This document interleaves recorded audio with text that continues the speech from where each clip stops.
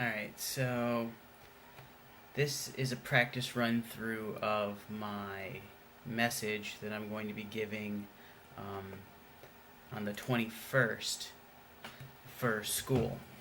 And I decided to follow the United Methodist Church lectionary um, since that's where I'm at, and I thought it would be a good idea just to start getting some practice in writing sermons based on the lectionary. So the reading for that week is Matthew 22:15 through 22, and it says, "Then the Pharisees met together to find a way to trap Jesus in his words.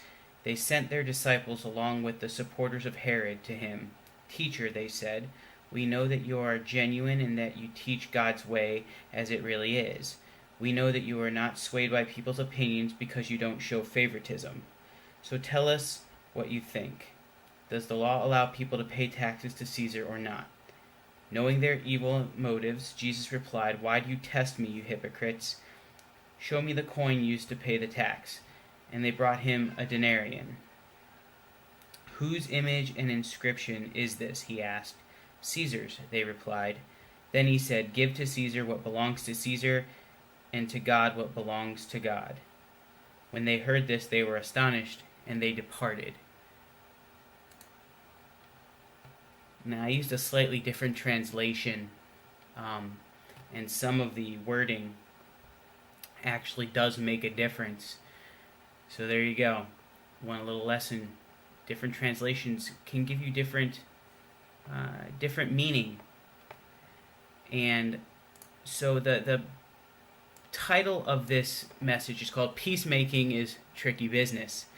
You know what I really dislike is, and I mean like with every fiber of my being, is people who try to backdoor you into saying something so that they can either accuse you, blame you, or make you do something you don't want to do.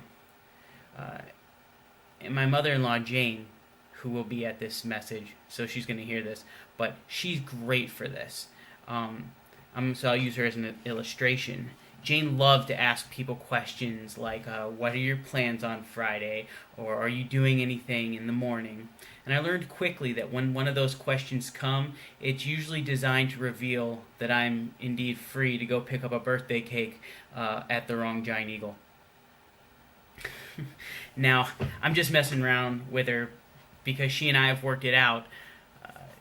We've worked it out now so that she just asks me what she wants right up front. And when she does that, I don't feel like she's backdooring me or trapping me into saying yes. For our passage today, a little bit of background on this to give you some context is the passage takes place near the end of Matthew, just after Jesus, right after Jesus has entered Jerusalem. And if you remember, his entrance was, they called the triumphant entry. They made a big deal about it. So from chapter 21 on, the clock on his life is ticking. This confrontation between Jesus and the Pharisees offers a unique enough insight to Jesus' ministry and how he did things that it was recorded in all three synoptic gospels. And I say the Pharisees here, but actually you'll see in a little bit that that's not exactly accurate. Earlier in Matthew, in the Sermon on the Mount in chapter 5, Jesus teaches his disciples that those who work for peace will be blessed. Some people view the Sermon on the Mount as a set of idealistic hard sayings, which none of us can possibly live up to. But in their book, Kingdom Ethics, Stason and Gushy make the argument that the sermon is a set of transformative initiatives through which we participate in the inbreaking of the reign of God, which means basically that they're just concrete ways of us to be free of the sin, the bondage of sin. And the kingdom for them is both a future event as well as a current one initiated in the incarnation of Jesus. So this is important because as you'll see later, I believe that Jesus uses this story, or we can see through this story, that Jesus is actually living out one of the principles that he teaches in that sermon.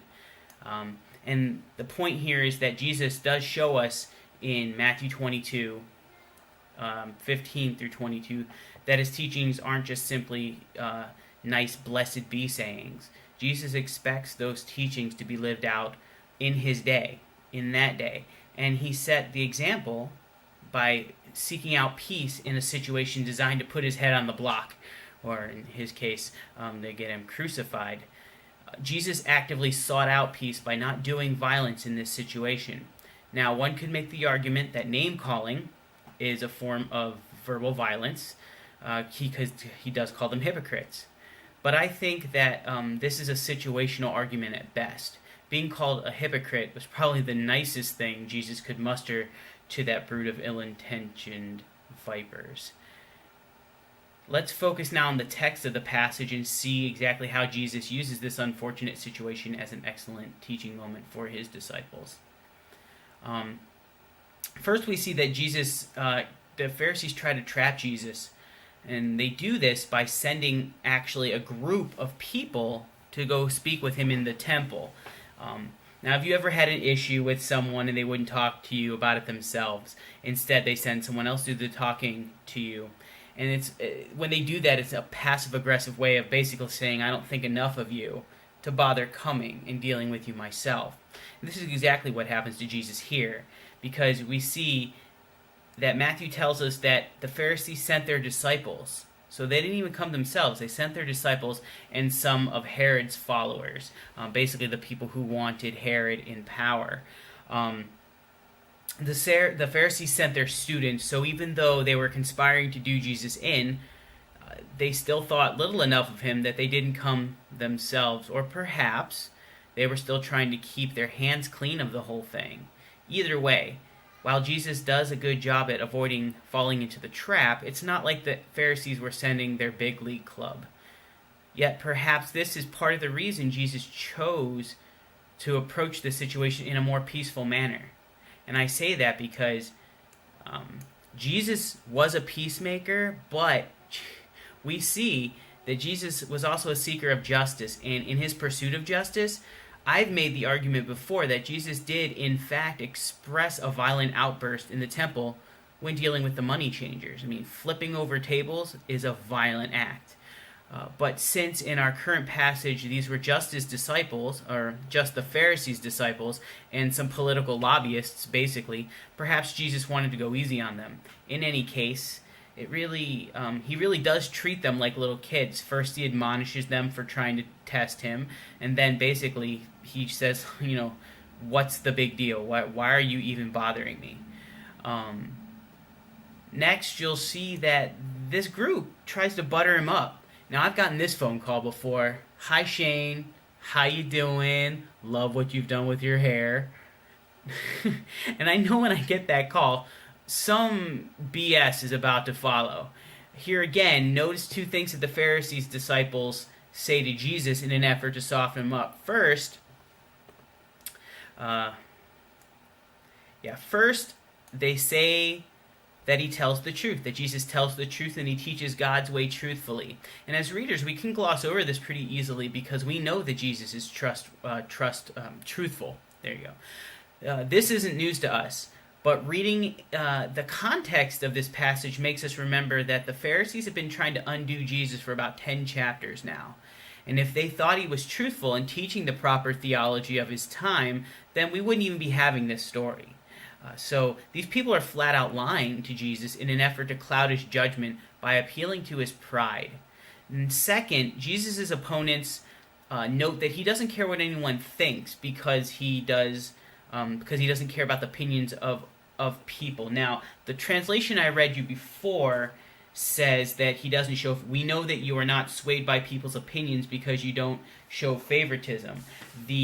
Another translation of that reads, Teacher, we know that you're truthful and teach the way of God in truth, and you do not care what anyone thinks because you do not regard the opinion of people. Now, when I read that version, it sounds a little different. It doesn't sound like he doesn't show favoritism. It sounds like he doesn't. They're accusing him of not really caring what other people think. This is a very loaded statement depending on which translation you read, and because I don't read Greek yet, I can't really say which is closer to the actual statement. But I think this statement in and of itself helps to tip off Jesus to this group's true intent. And what these people are insinuating about Jesus is that he does not care what the traditional religious authorities are saying about him, nor does Jesus care about the opinions which are contradictory to his own. This statement wouldn't even need to be made if Jesus was teaching orthodox doctrine. And we know he wasn't. He at least, his ministry at least expanded beyond the acceptable members of Jewish society, which was enough to make him a target anyway. So, there you have that. This group asked him a question that was designed to make him look bad. Either way. Remember that phone call I was telling you about earlier? Hi Shane, how you doing? How's your hair? Love what you've done with it. Oh hey, by the way, I was just wondering, what are your thoughts on abortion? That's basically what this group did to Jesus in this story. It's not a perfect analogy, but you get the point. They butter him up. These men, they butter him up, and yes, that's gender specific. Jesus was the only one liberal enough back then to include women in his club.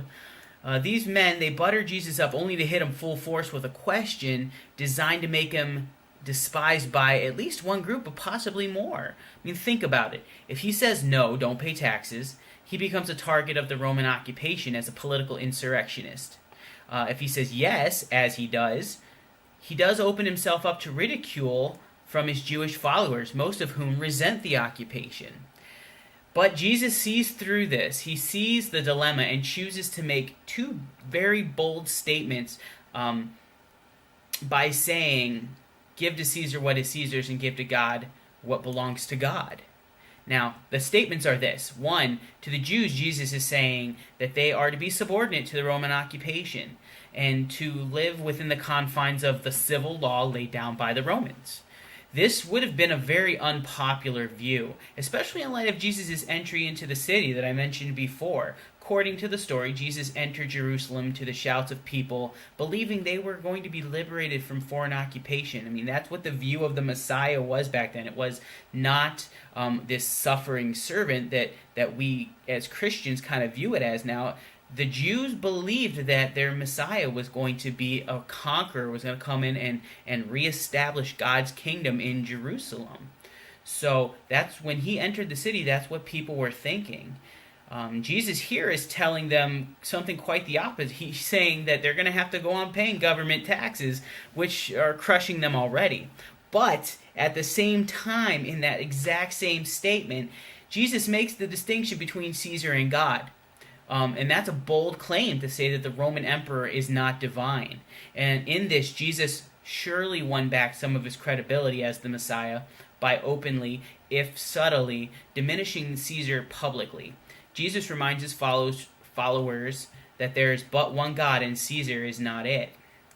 So what does this all mean for us today? Well, first, in this story, I believe we're provided with a sublime example of how to deal with those who would seek to trap us, verbally or whatever. We're shown how such people appeal to our pride to blind us from their subterfuge. I also believe that in Jesus' example, we're given a concrete way in which his teaching on peacemaking is made apparent. Jesus takes a volatile situation and deflects it with nothing more than a statement of submission to the worldly reality as well as God. So this model that Jesus shows us for how to deal with tricky people is basically, first you got to know what fights to fight or what arguments to have or not have. Jesus knew that he was in a no-win situation as soon as he was confronted with the question. He knew that either answer would potentially alter his position with one of the two groups present in the story, the Pharisaic disciples or the Jewish listeners. He also probably knew that the Pharisees were out to do him real harm, and that by speaking out against the state, he would be putting himself in real physical danger.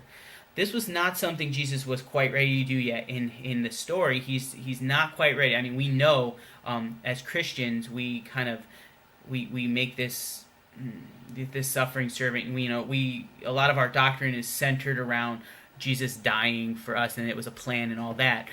That's another sermon for another time.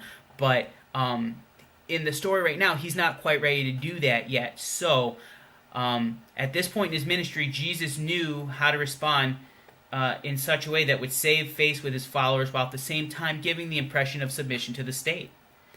Also, secondly, Jesus doesn't argue with him. He really doesn't. I mean, he was in the perfect position to argue, but he just deflects his opposition without argument.